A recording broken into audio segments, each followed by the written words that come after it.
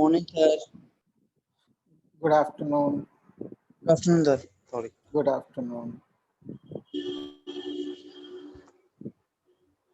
Good afternoon, sir. Good afternoon. Good afternoon, sir. Good afternoon. Give me 1 minute. Good afternoon, sir. Good afternoon.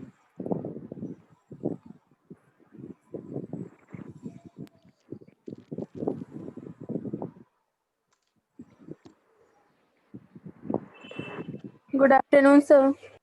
Good afternoon.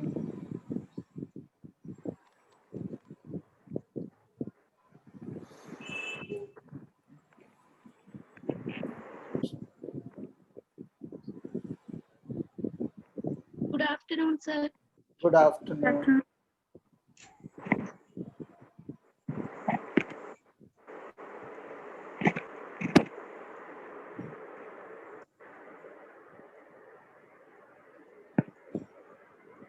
बेटा अपना video जिन जिन का on नहीं है please on कर लीजिए. You have to keep the video on. Anishka, Radhika, Devang, Arsh, Mayank, Mukul, Nancy.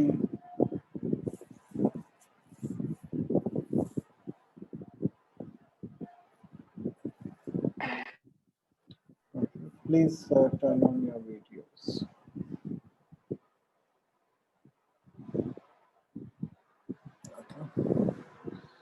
So let's get started. कल हमने statistics का केवल basic discuss किया था, right?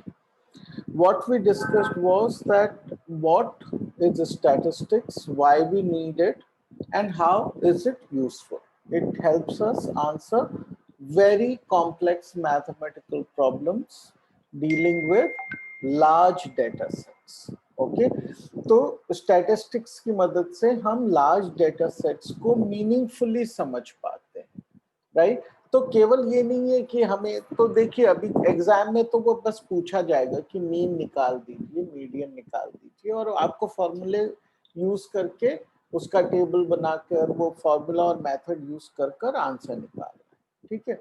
वो पार्ट बहुत बहुत आसान है. इसमें इम्पॉर्टेंट है कि हम अभी से उस के एप्लीकेशन को समझे और क्वेश्चन में से मीनिंग समझे कि ऐसा हम क्यों कर रहे हैं, ठीक है?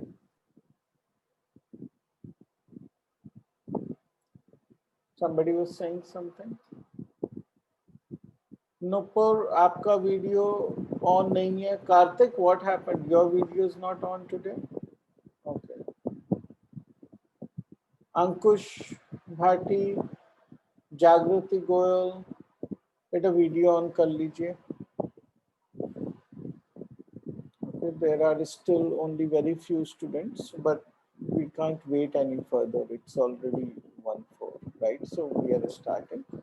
So let's start with the three central tendencies we talked about yesterday. उसमें से हम जो है आज सबसे पहले मीन को समझते. मीन क्या होता है? Simply speaking, it is the arithmetic average. हाँ, yes, ठीक है ना? तो ये क्या है? The sum of all the observations by number of observations, यानी कि जो arithmetic average होता है, ठीक है? वो मीन है. अब मान लीजिए हमारे पास एक डेटा सेट है, सिंपल सा, ठीक है? ये 10 हमारे पास डेटा पॉइंट्स हैं. तो उसका मीन कैसे निकाला? इन सबको ऐड किया, 10 से डिवाइड कर दिया, जो एवरेज निकालने का तरीका होता है, और हमारा मीन आ गया. Okay, now let's say we have hundreds of such numbers. Okay, यहाँ पे तो 10 थे, तो चलिए हमने क्या किया, उन सबको ऐड कर लिया, इतना ज्यादा ध्यान नहीं दिया कि कैसे करना है, राइट? लेकिन यूजुअली हमने क्या कहा, हम ज्यादातर स्टैटिस्टिक्स में बिग अमाउंट ऑफ डेटा के साथ डील करते हैं, जहाँ पे hundreds, thousands and sometimes millions of numbers are to be managed. Okay, obviously आज की डेट में हमारे पास ये सब करने के लिए कंप्यूटर्स होते हैं और काफी हद तक कुछ मेथड्स जो हम सीख रहे हैं वो हमें फिर लार्ज डेटा के साथ हम वो कंप्यूटर्स पे कर लेते हैं, राइट। लेकिन उन चीजों को पहले हमें हाथ से करना आना चाहिए, राइट। पहले जब कंप्यूटर्स थे ही नहीं तो ये सब नंबर्स का एडिशन, डिवीजन और हर बार ये डेटा कलेक्ट करना, फिर उसको उसका मीनिंग, एक सेकंड रुक जा। राइट, ये सब करने में ही बहुत समय और एफर्ट लगता है। ओके, तो ये सब जो हम मेथड्स देख रहे हैं ये हमारी कंप्यूटेशन को भी इजी बनाएंगे और डेटा के मीनिंग को भी समझने में हमें हेल्प करेंगे। तो मान के चलिए अब हमारे पास हंड्रेड्स ऑफ सच नंबर्स थे। ओके, तो हम 100 बार या 200 बार एडिशन ही करेंगे तो वो बहुत लंबा प्रोसेस हो जाएगा, राइट। जैसे फॉर इंस्टेंस अगर मैं आपको कहूं कि इन नंबर्स को ऐड करिए फटाफट,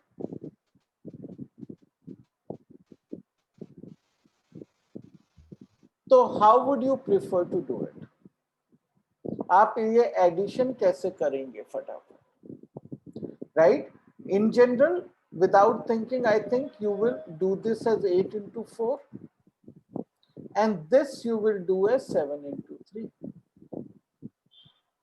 and add that rather than saying 8 plus 8 is 16 plus 8 is 24 plus 8 is 32. You won't do it like that, right? So you will just say 32 plus 21 is equal to 53, right? This is how you will do the addition usually to do it faster, right? So this is not a new method for us. So how we are going to do the addition? We will put each number and the number of time it occurs, multiply that and add all of those and divide it by the number of items. So the formula still is the same, right? But how will we write the formula this time? Let's try to understand the notation now, right? It's the same formula that we did last time. The formula is only giving us a different way of doing addition of numbers. When same numbers repeat many times, we prefer to do multiplication rather than repeated addition, right? That part is clear. So अब ये formula जो है ये क्या है, इसको एक बार इसके हर एक एलिमेंट को समझ लेते हैं कि ये x bar, right, it is pronounced as x bar. Okay, x bar is usually a symbol, किसी भी चीज के ऊपर हम बार लगाते हैं स्टैटिस्टिक्स में, this means mean. Okay, average value को हम x बार से डिनोट करते हैं और जो x है, x is actually the item or the value itself. अब हमारे पास बहुत सारे आइटम्स हैं, एज वी सेड स्टैटिस्टिक्स मतलब बहुत सारा डेटा। तो अब हम नॉर्मली क्या करते हैं, मान लीजिए मैं आपको 2-3 वैल्यूज देता हूँ। नॉर्मल अलजेब्रा में आप क्या यूजुअली करते हो, आप बोल देते हो कि अगर मैं 2-3 वैल्यू देता हूँ, एक वैल्यू x है, एक y है, एक z है। बट जब हंड्रेड्स ऑफ वैल्यू है, आप अलग अलग तो उनको वेरिएबल नेम देंगे नहीं। तो हम कैसे अपने वेरिएबल्स जनरेट कर रहे हैं? By saying x subscript, right? And we can say the names of the variables are x subscript I, जहाँ पे कि I can go from let's say 1 to some number, the number of observations, okay, whatever it is, let's say capital N. So I can go from 1 to a capital N and each variable for the data is xi. So this is a way to denote each item. ठीक है, उसी तरीके से हर एक item की frequency क्या है, वो f है, लेकिन इसकी फ्रीक्वेंसी f i बोलेंगे। इसका क्या मतलब हुआ? xi की फ्रीक्वेंसी fi है। इसका कहने का मतलब ये होता है कि x1 की फ्रीक्वेंसी तो है, x1 की फ्रीक्वेंसी है f1, x2 की फ्रीक्वेंसी है f2 और x3 की फ्रीक्वेंसी है f3 एंड सो ऑन। तो इस तरह हम सबस्क्रिप्ट लगाकर स्टैटिस्टिक्स में वेरिएबल्स को यूज करते हैं, राइट, ताकि हमें हर एक वैल्यू के लिए एक नया वेरिएबल क्रिएट न करना। ओके, तो अब ये समझ लीजिए कि ये क्या लिखा गया है, इसको बोलते हैं, ये आपको पहले भी पता होगा क्योंकि आपने पहले भी किया है, इसको हम प्रोनाउंस करेंगे समेशन।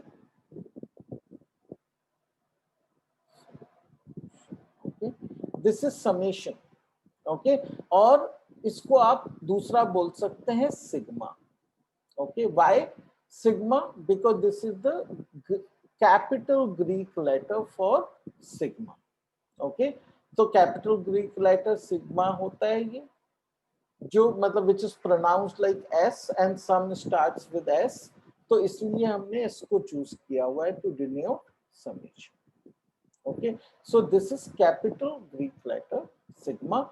इसको वी आर सेइंग कि summation of F multiplied with x, right? तो कॉरस्पॉन्डिंग फ्रीक्वेंसीज और आइटम्स को हम मल्टीप्लाई कर रहे हैं, कॉरस्पॉन्डिंग, राइट? क्योंकि दोनों का सब्सक्रिप्ट आए और आई की वैल्यू जा रही है 1 से लेकर n तक, यानी अगर आई n इज इक्वल टू 3, तो इसका मतलब हो जाएगा कि ये समेशन क्या बन गया, f1 x1 plus f2 x2 plus f3 x3, right? So this is just a short form notation for summation. Okay, तो सब्सक्रिप्ट का मतलब समझना है, ये समेशन का मतलब समझना है, और ये लिमिट्स ऑफ समेशन है कि 1 से आई जाएगा n तक, राइट?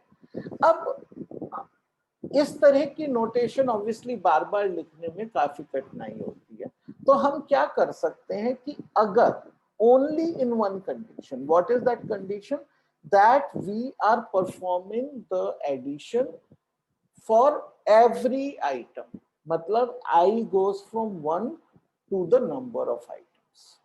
ओके, हमको ये पता है कि ये एडिशन सबके लिए करना है, तो हम उस समय ये वाला जो पार्ट है इसको ओमिट कर सकते हैं, इसको छोड़कर भी डायरेक्टली केवल सिग्मा लिख सकते हैं, और ये लिखने का मतलब है कि ऐड ऑल। ओके, तो खाली सिग्मा का मतलब है ऐड ऑल, तो add all the products of frequency and corresponding items. तो ये हमें जो है नोटेशन अच्छे से समझ आ जानी चाहिए, सिंपल है वैसे तो, ठीक है? तो एक्स मीन का ये फॉर्मूला हो गया based on what we did, but अभी तक भी इस तरह भी करेंगे आंसर बिल्कुल सेम आएगा, क्योंकि ये केवल हमने मैथ सिंप्लीफाई किया है, हमने कोई भी प्रिंसिपल ऑफ कैलकुलेशन चेंज नहीं किया, ठीक है? आगे चलते हैं कि अब जो हमारे लिए इम्पोर्टेंट पार्ट शुरू होता है, ये सब पहले से भी किसी हद तक आना चाहिए आपको। जो नया इम्पोर्टेंट कॉन्सेप्ट है कि हमको डेटा को ग्रुप करना है और उसके बाद उनके मीन मीडियन मोड निकालने हैं, अब ये करेंगे। तो ये ग्रुपिंग का क्या कॉन्सेप्ट है, पहले इसको समझ लेते हैं। ग्रुपिंग क्या है कि मान लीजिए ये हमारे पास डेटा है, okay, let's say this is our data,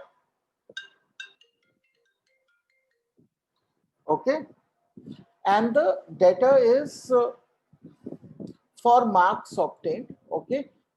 For example, एक क्लास जिसमें कि 72 स्टूडेंट्स हैं, total number of students are 72, marks obtain 1 mark एक स्टूडेंट ने ऑब्टेन किया, 2 मार्क्स 2 स्टूडेंट के आए थे, 3 मार्क्स किसी एक स्टूडेंट के आए थे, एंड सो ऑन। तो हमने ये फ्रीक्वेंसी टेबल बना ली है of the marks obtain, okay? Now if we, let's look at it how we plot it, right? So this is for mark 1, this is for mark 2, this is for mark 3, 4, 5 and so on, right? This is for mark 1, और ये हमने values plot कर ली, right? This is you know different values, 1, 2, 3. Okay, so this height is 1, right? This height is 2, this height is again, right? Like this. तो ये plot कर लिया हम। अब ये प्लॉट से देखकर हमें पता तो चल रहा है, काफी कुछ हमें इंफॉर्मेशन समझ आ रही है। क्या हो रहा है इसमें कि कम मार्क्स भी कम बच्चों के आए हैं, बहुत कम मार्क्स, और बहुत ज्यादा मार्क्स भी इस क्लास में बहुत कम बच्चों के आए। जो मिडिल लेवल के मार्क्स हैं, यानी कि अराउंड 50% वाले जो मार्क्स हैं, वो ज्यादातर बच्चों के आए हैं, क्योंकि कर्व जो है, ये जो हमारा पूरा ग्राफ है, ये इसकी लाइंस लंबी कहाँ है, सेंट्रल के पास है, ये कुछ इस तरह का हमारा जो है डिस्ट्रीब्यूशन बन गया है मार्क्स का इस क्लास में। ठीक है, अब हम क्या करेंगे कि इसको ग्रुप करेंगे। ओके, हम इसको ग्रुप कर लेंगे। ओके, मेरा कैमरा अच्छा ना आ रहा। Anshu, mute yourself. ओके, तो हम इस डेटा को ग्रुप करेंगे। ग्रुप करने का क्या मतलब है कि हम कंटिन्यूअस कुछ नंबर्स को लेकर एक साथ काउंट कर लेंगे। रादर देन सेइंग कि एक नंबर एक स्टूडेंट का है, हम ये कहेंगे कि 1 से 5 तक के नंबर्स मान लीजिए कितने स्टूडेंट के आए। ओके, तो इसको हम ग्रुपिंग भी बोलते हैं, कई बार इस चीज को हम बकेटिंग भी बोलते हैं कि बकेट्स में डाल दिया अलग। ठीक है, तो 1 से 5 तक के मार्क्स कितने स्टूडेंट के आए हैं, तो आंसर क्या होगा? 1 से 5 तक कितनों के आए हैं? 1 + 2 + 1 + 2 + 2, राइट? इतनों के, यानी कि ये जो है 8 स्टूडेंट के मार्क्स आए, जिनके मार्क्स 1 से 5 के बीच में। तो ये एक तरह से हमने डेटा को ग्रुप कर दिया। फिर हमने इस तरह बोला 1 से 5 तक कितने आए हैं, 6 से 10 तक कितनों के आए हैं, एंड सो ऑन। ओके, तो ये जब हम ग्रुप करते हैं डाटा को, तो ग्रुप जो हर एक बनता है उसको बोलते हैं हम एक क्लास। जैसे कि जो अभी हमारा डेटा था यहाँ पर, इसमें ये जो है ये हमारे क्लासेस बन जाएंगे जिनको हम ग्रुप करेंगे। तो for example we can say 1 to 6 is our first class. Now class here doesn't mean the class of students, it's just a class, right? And then 6 to 11 is another class, and 11 to 16 is another, and 16 to 21 is another. Okay, although 21 marks नहीं आ सकते, 20 marks का test है, तो ये हमारे जो है क्या बन गए? क्लास बन गए। ये हमारा एक क्लास है, 2 है, 3 है, या ग्रुप्स बन गए। ग्रुप्स भी बोल सकते हो, क्लास भी। Class is a more technical term, ठीक है? तो ये हमारे क्लासेस बन गए। अब the lower limit of the class. Okay, तो जैसे कि हमने कहा कि ये क्लासेस का डेफिनेशन क्या है, ये है हमारा।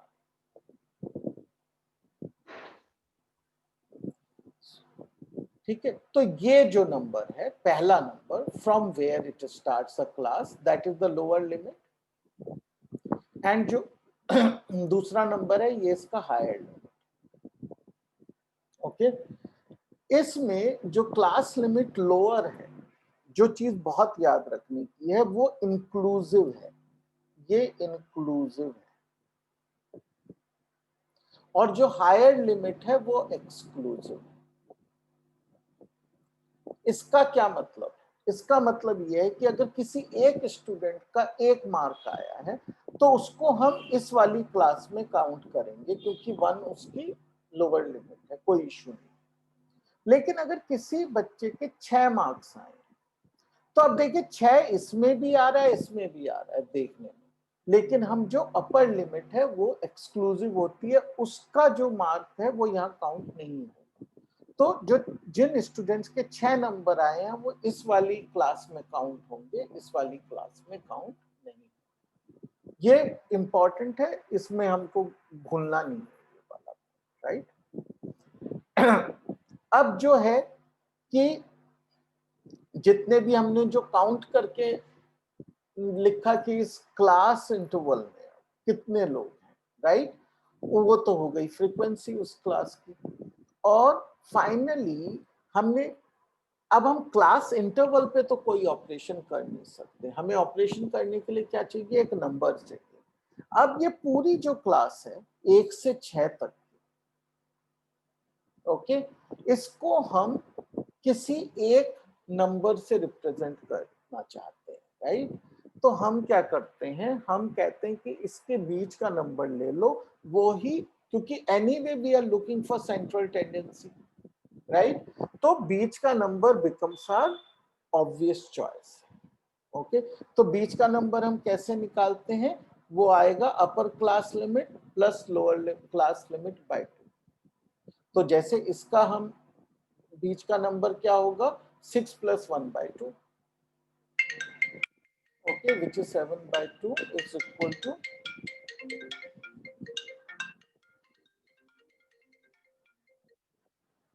Okay which is 3.5, right. Similarly इसका क्या आएगा 17/2 which is 8.5, okay, and now it will be 27/2 which is 13.5 and so on. तो इसको, ये जो बीच का नंबर है किसी भी क्लास का, इसको बोलते हैं क्लास मार्क, ठीक है। तो जो हमने क्लास मार्क निकाल लिया एक बार, उसके बाद for practical purposes that is our data point, okay. Let's see how it works. तो हम वापस उसी डेटा सेट को देखते हैं और उसका हमने ग्राफ बना के देखा था, ऐसा दिख रहा था। अब हमने ग्रुपिंग कर ली, ठीक है, और क्लास मार्क्स निकाल लिए, सॉरी ये गलत है, ओके। ये हमारे क्लास मार्क्स 3.5, 8.5, 13.5 एंड 18.5, राइट। तो अब इनकी फ्रीक्वेंसी भी लिख ली, इन सबको ऐड करके 1 to 5 को ऐड किया, फिर 6 to 10 को ऐड किया, राइट। इन सबको ऐड कर करके हमने फ्रीक्वेंसी लिख ली। अब इसको प्लॉट करके देखते हैं। तो ये कौन सा हमारा क्लास मार्क है, यहाँ पे इसका सेंटर पॉइंट क्या है 3.5, और इसका यहाँ पे क्या है सेंटर पॉइंट 8.5, और इसका सेंटर पॉइंट जो है हमारा है 13.5 एंड 18, ठीक है। और ये इसकी फ्रीक्वेंसीज हमने प्लॉट कर ली, 8 है, 829, 827। अब आप इसको देखिए, अब हमें ये ग्राफ समझना ज्यादा आसान है या ये? एक्चुअली अगर हमने अपने क्लास इंटरवल्स अच्छे से चूज किए हैं, तो ये जो ग्राफ है इसको समझना, इस डेटा को समझना ज्यादा आसान, क्योंकि एक्चुअली हमें इस बात का इतना फर्क नहीं पड़ता जब हम समझना चाहते हैं कि क्लास की किस तरह की परफॉर्मेंस है, कि किसी कुछ बच्चों के 11 ज्यादा बच्चों के हैं या 12 ज्यादा बच्चों के हैं मार्क्स, वो तो हम ये कहते हैं रफली हमारे लिए एक ही जैसी बात है। हम ये देखना चाहते हैं कि किस बकेट में ये बच्चे हैं, like these kids are really very weak, okay, they are not even scoring 25%, okay, while these are relatively weak, they are getting below 50%, they are kind of okay, these kids are okay, and these are the excellent kids, right, and they are very few, they are just 8 in a class of 72, so possibly the class needs to do something about it, okay. So this gives us a much better understanding of the data, क्योंकि हमको एक एक individual data में इतना interest नहीं है, हमको उसकी एक बिग पिक्चर समझ, ठीक है। तो ये हो गया हमारा ग्रुपिंग। ग्रुपिंग करने में हमें कुछ चीजों का ध्यान रखना है, आई एम रिपीटिंग, कि लोअर क्लास लिमिट को इंक्लूसिव रखना है, अपर क्लास लिमिट को एक्सक्लूसिव रखना है। दूसरी चीज जो क्लास मार्क है वो निकालना हमें आना चाहिए, और for calculation purposes the class mark becomes our xi, class mark becomes our data point after that, okay. So which is an approximation, right. हमने ये पांचों चीजों को इकट्ठा कर कर एक डब्बा बना दिया of a constant height, right. तो ये एक अप्रोक्सीमेशन है, there is no doubt, but this approximation we will see how much of a difference it makes in good data, okay. So इसके फायदे क्या हैं ग्रुपिंग के? ऑब्वियसली एक तो बहुत बेसिक फायदा है कि इससे हमारी कैलकुलेशन आसान हो जाती है। हंड्रेड्स ऑफ डेटा पॉइंट की जगह थाउजेंड्स ऑफ डेटा पॉइंट की जगह हो सकता है हमारे पास नंबर ऑफ एक्स जो है वो बहुत कम हो जाए, 4 हो जाए, 5 हो जाए। जैसे कि हम अगर मान लीजिए हम इनकम ग्रुप्स को चेक करते हैं in a city, so we can actually rather than individually saying everybody's income, किसी का 1 रुपया ज्यादा है किसी का कम है, we don't care, we will say less than 10,000, 10,000 to 20,000, 20,000 to 40,000. We will make some buckets and then do the calculations. Okay, it helps us understand the data a lot better, but what is the cost we are paying to do that? We will lose some accuracy. Okay, अब हम group data में mean निकालते हैं, ठीक है। तो ये निकालने के हमारे पास 3 मेथड्स हैं, the direct method, assumed mean method and the step deviation method. Okay, ये सब जो methods हैं ये केवल different methods हैं, हम arithmetic के different principles use करेंगे just to make our calculations a bit easier, but fundamentally ये सारे methods same हैं, there is no difference except for कि हम अपनी calculations को थोड़ा आसान बनाने की कोशिश करते हैं। तो इसलिए इन सब मेथड से हमें आंसर सेम आएगा जब तक हम अपने ग्रुप इंटरवल्स बदलेंगे नहीं, ठीक है। अगर ग्रुप इंटरवल सम है ये सभी मेथड्स एक ही आंसर देते हैं। तो आपके पास एक बहुत अच्छी गुड न्यूज है इसमें, वो क्या है कि मान लीजिए आपको एग्जाम में क्वेश्चन आया कि ये एक डेटा सेट है, इसका एज्यूम्ड मीन मेथड से मीन निकाल, ये क्वेश्चन आपको आया, आप ये कर लीजिए। उसके बाद अगर if you are fast enough and you have left some time for checking, आप डायरेक्ट या स्टेप डिविएशन मेथड से आप वो मीन रफ पार्ट में अपनी बुक पे दोबारा कर लीजिए, and if the answer is same then you know you have done it well, right? तो आपको चेकिंग के मेथड मिल जाते हैं क्योंकि तीनों method should give you exactly the same data for the same set of data जब हमने group intervals decide कर लिए। आप गलत ग्रुप इंटरवल चूज करेंगे obviously data can change. Okay,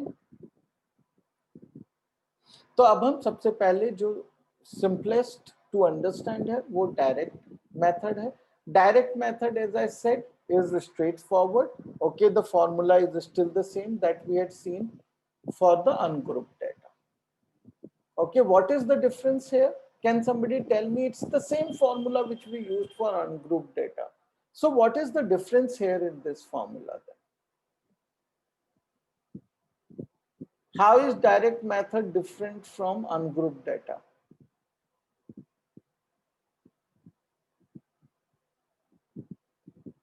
Who will answer this question?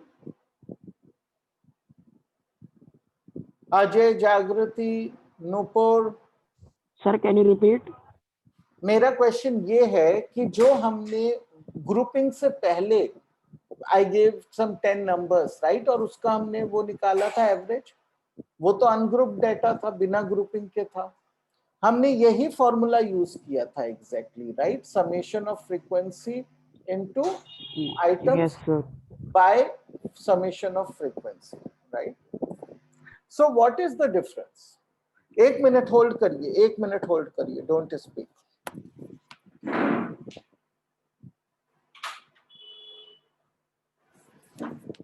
Yes, now tell me.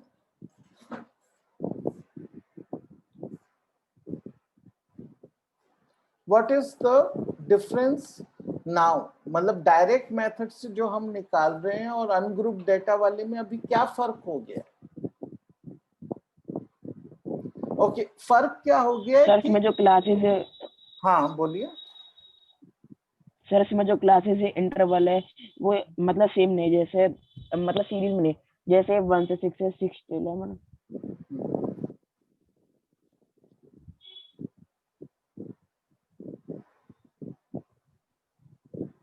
Okay, देखिए difference क्या है।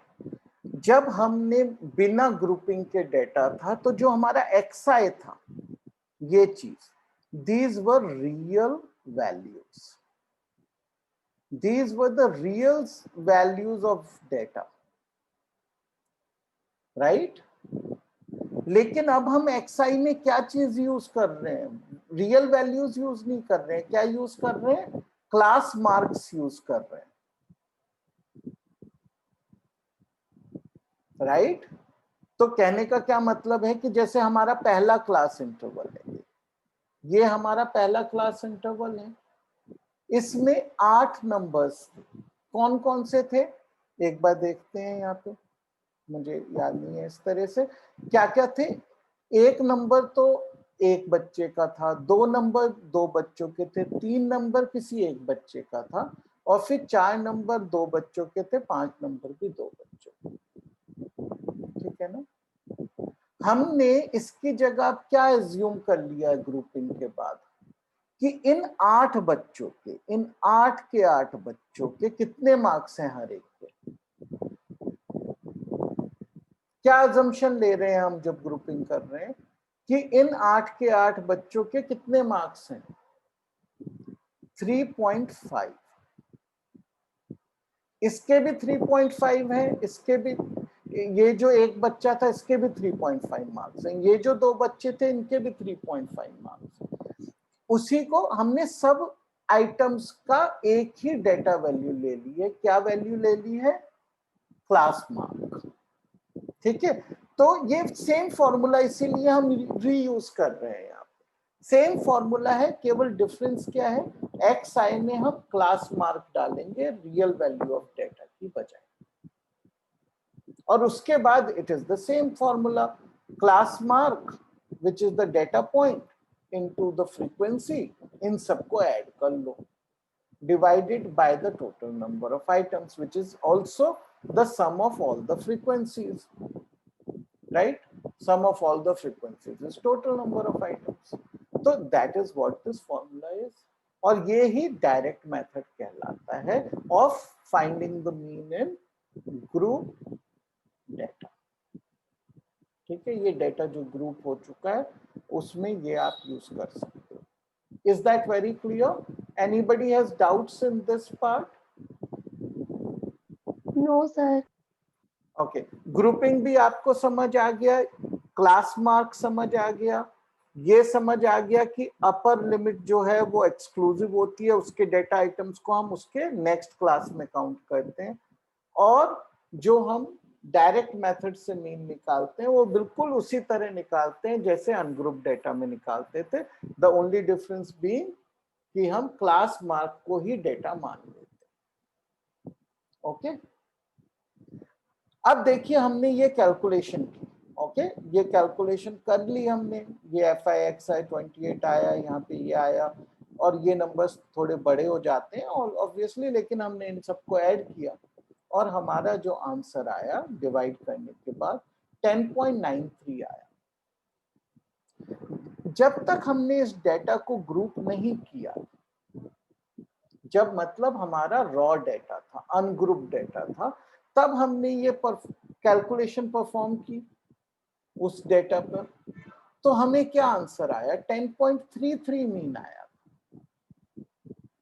तो देखिए ये और ये नंबर अलग आ गए हमें, इससे हमें क्या समझ आया, क्यों नंबर हमारा जो मीन वैल्यू है वो बदल क्यों गई सेम डेटा के लिए।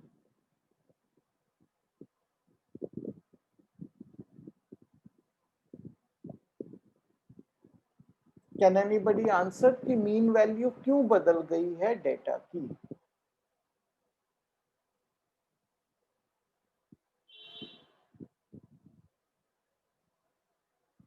अच्छा, ये बता सकते हैं आप इनमें से एक्चुअली करेक्ट मीन कौन सा है, 10.33 एक्चुअली एक्यूरेट है या 10.93 एक्यूरेट है, कौन सा एक्यूरेट मीन है इस रियल डेटा में।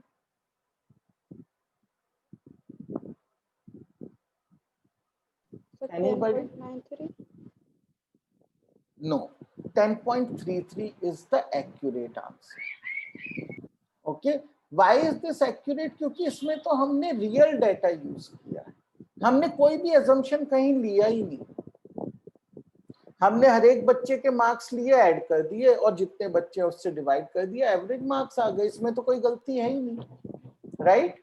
तो इसमें हमने एज्यूम करा है, मतलब एस्टिमेट आया है हमारा। हाँ, जब हम ग्रुपिंग करते हैं तो एक छोटा सा एस्टिमेशन आ जाता है, और वो एस्टिमेशन मैंने आपको समझाया है। वो क्या है कि हमने जिन भी बच्चों के मार्क्स 1 से 5 तक आए थे, जिसको हम लिखेंगे 1 से 6, लेकिन आप समझिए कि हम केवल 5 तक के मार्क्स की बात कर रहे हैं, ठीक है।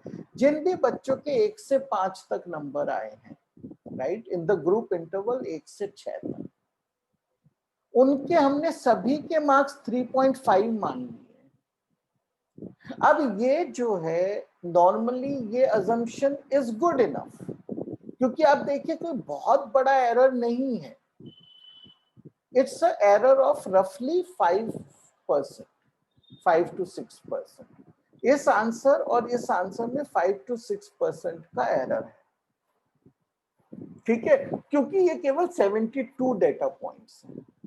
अगर ये डेटा पॉइंट्स 1 मिलियन होते मान लीजिए, राइट, तो ये एरर और भी कम होता, हो सकता है 0.0001% एरर होता था। जैसे जैसे डेटा सेट बड़ा होता जाता है, ये जो ग्रुपिंग का एरर है यूजुअली कम होता जाता है, ठीक है। तो एरर आता है, ग्रुपिंग करने से छोटा सा एरर आता है, लेकिन हमें फायदा भी होता है। तो कैलकुलेशंस आसान होते हैं और डेटा को समझना आसान हो जाता है, इसलिए हम ग्रुपिंग सीख रहे हैं। और क्वेश्चन जब आएगा, ज्यादातर आपको ग्रुप्ड डेटा मिलता है ज्यादातर क्वेश्चंस में, but you should know how to do the grouping, क्योंकि कई बार अनग्रुप डेटा से कह सकते हैं ग्रुपिंग करो, that is anyway in your course. But usually आपको ग्रुप डेटा आएगा तो आप ये वाली कैलकुलेशन एक्चुअली कर ही नहीं पाएंगे। अगर डेटा ग्रुप पहले से ही है, ग्रुपिंग आपने नहीं बनाई है, तो ये आप कर नहीं पाएंगे। तब आपको केवल और केवल ये करना है। ऑल्दो ये करने के हमारे पास 3 मेथड हैं, हमने आज केवल पहला मेथड देखा, right. I have only 3 minutes left, so I cannot explain to you the assumed mean method today. That I will do in the next class. Any doubt sir anybody has? बोलिए। Excuse me sir, sir मेरा एक बार देख के बता दीजिए sir, मेरी video on आ रही है या फिर नहीं आ रही पार्टिसिपेंट्स में? नहीं, आपकी ऑफ है वीडियो। Okay sir. दीदी क्लास हाँ, अब ऑन हो गई है। हो गई? हाँ, अब हो गई है। Okay sir, thank you. Okay, ठीक है। तो everybody understood this? Anybody has any doubt? क्योंकि आगे के मेथड्स हम करेंगे, उसके लिए इसका अंडरस्टैंडिंग जो है बहुत क्रिस्टल क्लियर होना चाहिए। इट्स रियली इंपॉर्टेंट कि ये अंडरस्टैंडिंग क्रिस्टल क्लियर हो। Any doubts? If you do not have any doubts, what I will suggest no is sir. कि आप कम से कम एक से करना शुरू कर दीजिए, right. As we are studying, start doing 1 or 2 questions in the book. You don't have to worry much, but you should do the questions. Okay, so आपको कोई भी डाउट होगा, we can discuss in the class and we will continue to do the other methods as we go along. ठीक है? Okay sir. Slightly long thank you chapter. Sir. Okay, Thank so you, okay, sir. thank you, bye bye. Thank you sir. Thank you, sir. Thank you sir. Thank you, bye bye.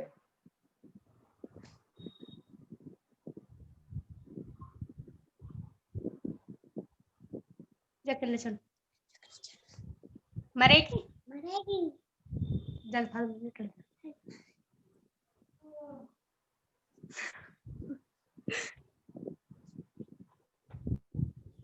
मरना तो नहीं बताना।